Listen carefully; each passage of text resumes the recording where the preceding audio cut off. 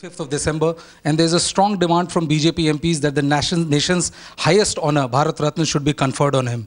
We have with us Shri Lalkrishna Advani, former Deputy Prime Minister and his co-traveler for more than 5 decades. Sir, there's a demand from BJP MPs that Bharat Ratna should be given to Atal Bihari Vajpayee ji. What do you have to say on that? If I were to think of all the Prime Ministers India has had, there was one occasion when I wrote a blog on their comparative performance, and in which I said that when you think in terms of the pluses and minuses of all those who have been Prime Minister of the country, according to my estimate, which I explained in that blog, it is only Vajpayee's tenure which has been practically without a blemish. In all others, including the foremost among them, namely Pandit Nehru or Mrs. Gandhi, Indira Gandhi, one can identify at least one which is a very big shortcoming. As for example, in the case of Pandit Nehru, I would say that no one can justify his handling of China. And during that period, we suffered a very bad defeat at the hands of China. And when I, as a journalist, visited Ladakh those days as part of a 10-member delegation of pressmen, both Indian and foreign, I was really aghast to see how poorly clad our soldiers were. It was winter. I had gone to Ladakh for the first time then, and it was very bad. I visited that place after the war was over, after they had withdrawn their forces, and it was the month of December. Similarly, in the case of Mrs. Gandhi, I would say that there were plus points also, but no one can at all justify the emergency, which brought Indian democracy, of which we are proud, to the brink of annihilation. In case of Atal Bihari ji, it's been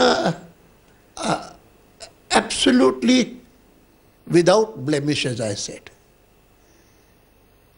Achievements, many can be cited, and therefore it is that I said that if the touchstone is to be their tenure as Prime Minister, Vajpayee does deserve, obviously. But I am of the view that judgment should not be made on the basis of merely their political tenure. After all, there have been awardees of Bharat Ratna who have not at all been in politics, or who at least have not occupied a post of that kind. So it should be based on a person's overall contribution to the nation's stature and the nation's growth, and whether in politics or elsewhere. So you have been perhaps closest to him with more than 5 decades of associations. Can you tell us a couple of anecdotes about his personality to our viewers, which made him the person he was? He was very considerate towards everyone, and above all, despite the great achievements that he made and the impact that he left on the people, I found in him a rare modesty. Otherwise, one person who achieves something of the kind that he does has reason to be proud and keep on talking about it. But he would never talk about himself or about his achievements. And that I regard as a great attribute of his. Can you tell us about a couple of anecdotes which defined him as a, which you remember was which defined him as a person? Anecdotes. Or any particular in instance? fact, I have often recounted that when I first met him, that was not the first time I met him, but it was a longish period of being with him for a week or more when I was in Rajasthan, and he came to tour Rajasthan shortly before Dr. Mukherjee left for Jammu Kashmir. And when I went along with him, I was in a way new to the party. And I heard a series of speeches of his for the first time. I first heard him at the Kanpur session, but here was a continuing tour along with him where he was addressing the people, small meetings, massive meetings, all together. And the net impact on my mind was that if this is the kind of oratorical skill and communication ability which is needed in this party, I don't fit in here. I'm a person who has studied, has gone to school and studied in a Catholic school and knows just English. Hindi, of course, I have come to know because I was fond of cinema. But I could not read and write Hindi at all at that time. And in fact, people are surprised to know that I first learned to read and write only after independence, after 47. So that at that time, even when I used to go to the RSS OTCs camps, where there used to be passage written in Hindi, I could not read it. I could not understand. I could understand Hindi. I could speak broken Hindi also. Did Vajpayee ji help you learn Hindi? No. I learned a lot of Hindi from, as I said, first cinema and then books. When I learned the alphabet, then I've been a temperamentally a voracious reader. So that changed my attitude. But I am mentioning this, that it was the result, a complex that instilled in me by Atalji's remarkable skill of communication, and more particularly his ability to convey the most profound political ideas also in a very straightforward, simple language. And then added on to it his wit and humor. There's no end to it. And that made me very conscious of my own inability. So shortcomings. There are various instances of his oratory, but he also managed to pull off a political miracle of sort when he headed the NDA government. How do you think he was able to manage such a diverse group without any problem whatsoever, without BJP having a majority? Basically because he was very accommodating by nature, by temperament. And therefore it was that all those who came in contact with him admired him.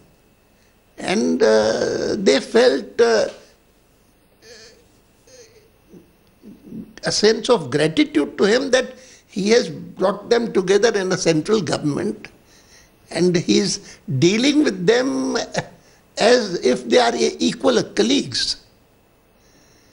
This was the most remarkable aspect of his nature, which, and then of course the fact that he trusted me immensely. That later on made me wonder. In fact, I remember when we had a discussion briefly as to whether after we merged in the Janata Party and formed the... And then there were differences about why should we be associated with RSS. And this is dual membership. You are a member of the RSS also, you are a member of the BJP also. It was not BJP at that time, it was Janasangh. And after that we decided that we will form another party. Because when they started this dual membership issue, at that point also, he said, I don't feel very happy building a new party again. Let's continue here.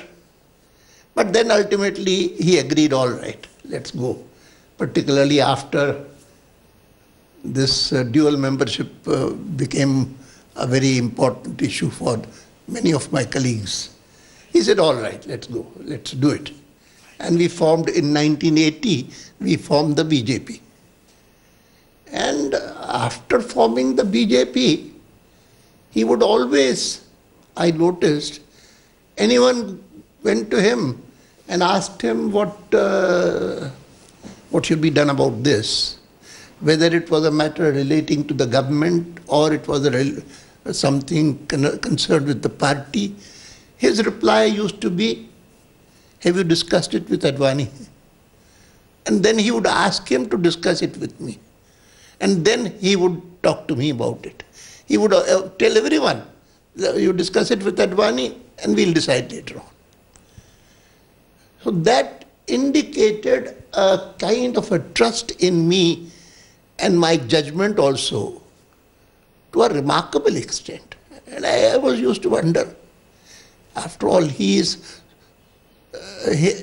so senior to me in the party, and then his understanding of issues is far greater than mine.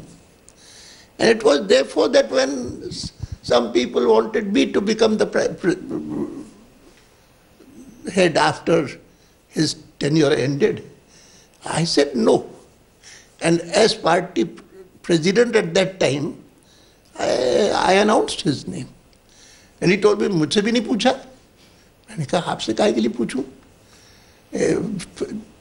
अध्यक्ष के नाते इतना तो मेरा अधिकार है ही. So in today's age of cutthroat politics, how do you remember Atal Bihari Vajpayee?